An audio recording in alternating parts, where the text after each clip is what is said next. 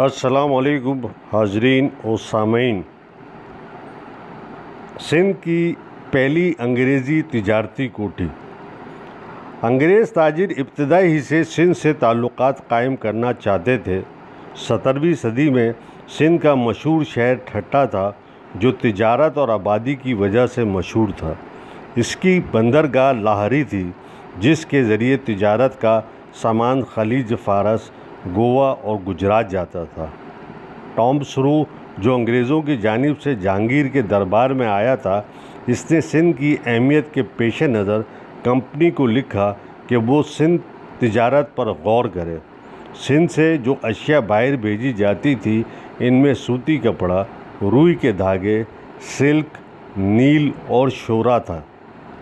जब 1635 में ठट्टा में शाही फरमान के ज़रिए कंपनी ने तिजारती कोठी कायम की, तो इसके 3 मकसद थे। लंदन की मार्केट के लिए सूती कपड़ा भेजा जाए, नील हासिल किया जाए और लाहौरी बंदर से खलीज और हिंदुस्तान के साहिली शहरों से तिजारत की जाए। पहली अंग्रेज़ी तिजारती कोठी सिंध में 27 साल तक कायम रही और 1662 में ये बंद हुई।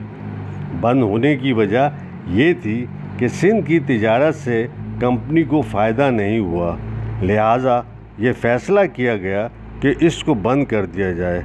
इसके बाद 96 साल तक कोई ऐसी कोशिश नहीं की गई कि सिंध से दोबारा तिजारती ताल्लुक़ात कायम किए जाए। जब ईस्ट इंडिया कंपनी हिंदुस्तान में एक सियासी ताकत बन गई थी, तो 1799 में ठट्टा और कराची में तिजारती कोठियाँ कायम हुई, लेकिन जब सिंध के ताजरों की जानिब से इनकी मुखालफत हुई तो 1800 में इन दोनों कोठियों को बंद कर दिया गया। हिंदुस्तान की प्रेसिडेंसीज़। हिंदुस्तान की तिजारत से कंपनी को जो मुनाफा हुआ, इसकी वजह से इसने अपने फैक्ट्री सिस्टम को और ज़्यादा फैला दिया। ख़ास तौर से 3 नए शहरों में कंपनी के तिजारती मराकज़ कायम हुए। मद्रास में जो किला नुमा फैक्ट्री 1639 में तामीर कराई गई, इसकी ज़मीन में वहाँ के राजा ने बतौर तोहफ़ा कंपनी को दी। मुंबई का जजीरा, जो पुर्तगीज़ियों के कब्ज़े में था, ये 1661 में बरतानिया के शहज़ादे चार्ल्स को पुर्तगीज़ी शहज़ादी से शादी में जहेज़ में मिल गया। कंपनी ने 7 जजीरों के दरमियान का पानी खुश्क करके यहाँ शहर बसाया और फैक्ट्री तामीर की। कलकत्ता का शहर 3 गाँव को मिलाकर बनाया गया।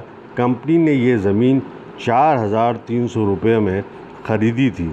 इन तीनों फैक्ट्रियों के ये नाम थे: Madras Saint George, Kolkata Fort William, Mumbai या बॉम्बे फोर्ट। ये तीनों शहर किला बंद थे।